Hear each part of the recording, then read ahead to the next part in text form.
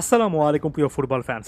Lionel Scaloni ২৯ সদস্যের একটা squad ঘোষণা করেছেন এবং এখানে সবচেয়ে বড় খবর হচ্ছে স্কোয়াডটাতে তিনি পাওলো দিবালাকে রাখেননি। খুবই মনোযোগ সহকারে এই কথাগুলো শুনতে হবে। প্রথমত, আমি যে মুহূর্তে ভিডিওটা রেকর্ড করতে বসেছি তার ঠিক কয়েক মিনিট আগে স্কোয়াডটা ঘোষণা করা হচ্ছে। এখনো খুব বেশি ইনফরমেশন খোঁজার সুযোগ পাইনি। যে মুহূর্তে ভিডিওটা পাবলিশ হবে সেই মুহূর্তে আপনারা আরো অনেক নতুন কিছু জানতে পারবেন। তবে এই মুহূর্তে আমার কাছে মনে হচ্ছে একটা বড় রকমের কনফিউশন অলরেডি তৈরি হয়েছে। শুধুমাত্র বাংলাদেশ নয়, আর্জেন্টাইন নানা মিডিয়াতেও কিন্তু একটা কনফিউশন দেখতে পাচ্ছি। যেমন আর্জেন্টিনার কোপা আমেরিকা শুরু হওয়ার আগে দুটো ম্যাচ রয়েছে ইকুয়েডর এবং গুয়েতেমালার বিপক্ষে, এবং এই স্কোয়াডটা মূলত ওই দুটো ফ্রেন্ডলিকে সামনে রেখে দেওয়া হয়েছে বলে মনে হচ্ছে।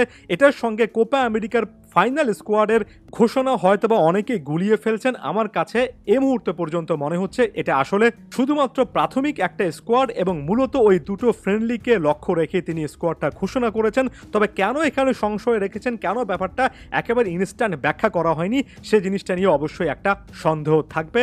আরো ক্লিয়ারলি যদি বলি, এটাকে বড়জোর আর্জেন্টাইন মিডিয়া কোপা আমেরিকার আগে একটা প্রাথমিক স্কোয়াড বলে ধারণা করছে। গ্যাস্টন এদুলের মতো সাংবাদিকও কিন্তু ইউনাইটেড স্টেটস অর্থাৎ যুক্তরাষ্ট্রের সামনে যে দুটো ম্যাচ আছে সেটার কথা ইঙ্গিত করেছেন। অথবা একটু অন্যভাবে বলা উচিত যে আসলে কোপা আমেরিকা নাকি ফ্রেন্ডলি স্কোয়াড শুরুতে ইনস্ট্যান্ট যে আপডেট মাত্র ২-৩ মিনিটের মাথায় যে আপডেটটা দেওয়া হয় সেখানে তিনিও ক্লিয়ারলি ব্যাপারটা মেনশন করেননি। তবে প্রায় প্রতিটি ইন্ডিকেটর এবং সব জায়গায় বা নির্ভরযোগ্য জায়গাগুলোতে এটাকে একটা প্রাথমিক স্কোয়াড কিংবা কোপা আমেরিকার আগে ফ্রেন্ডলি ম্যাচগুলোকে কেন্দ্র করে একটা স্কোয়াড হিসেবে কিন্তু দেখা হচ্ছে।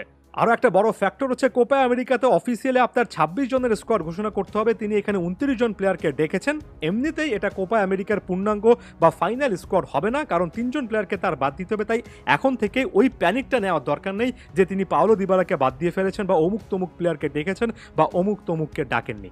এরপর আমরা যদি পূর্ণাঙ্গ স্কোয়াডটার দিকে তাকাই, গোলকিপার হিসেবে এমিলিয়ানো মার্টিনেজ, ফ্রাঙ্কো আরমানির পরে জেরোনিমো রুলিকে ডাকা হয়েছে। বেনিতেস এখানে সুযোগ পাননি। ডিফেন্সে Gonzalo Montiel, Nahuel Molina, Leonardo Balerdi surprising, অনেকের কাছে হয়তো তেমন সারপ্রাইজিং নয়, তবে তাকে রাখাটা পজিটিভলি নিচ্ছি। Cristian Romero, German Pezzella, Lucas Martinez Quarta, Nicolas Otamendi, Lisandro Martinez, Marcos Acuna, Nicolas Tagliafico এবং ভ্যালেন্তিন বার্কো। পেজেলার জায়গায় সেনেসিকে আশা করছিলাম। ভ্যালেন্তিন বার্কো থাকা মানে এখনও স্কোয়াডটা পূর্ণাঙ্গ নয়, এটা আরও একবার কিন্তু বলা যায়। Guido Rodriguez, Leandro Paredes, Alexis Mac Allister, Rodrigo De Paul, Exequiel Palacios, Enzo Fernandez, Giovani Lo Celso, Angel Di Maria এবং ভ্যালেন্তিন কার্বনি। এখানে সারপ্রাইজিং কোনো কিছু নেই। গিতো রড্রিগেস শেষ পর্যন্ত একই ফার্নান্দেজের ওই জায়গাটা আপাতত নিয়েছেন এবং সম্ভবত এবারও গিতো রড্রিগেসের এক্সপিরিয়েন্সটাকে লিওনেল স্কালোনি মূল্যায়ন করবেন। ফাইনাল থার্ডে লিওনেল মেসি, আনহেল কোরেয়া সাম্প্রতিক পারফরমেন্সে আরও একবার ডাক পেয়েছেন। আলেহান্ড্রো গার্নাচো আছেন, নিকোলাস গঞ্জালেস আছেন, লাউতারো মার্টিনেস আছেন, হুলিয়ান আলভারেস আছেন। আলাদা করে বলতে গেলে ওই পাওলো দিবালার কথাই বেশি করে মনে পড়বে।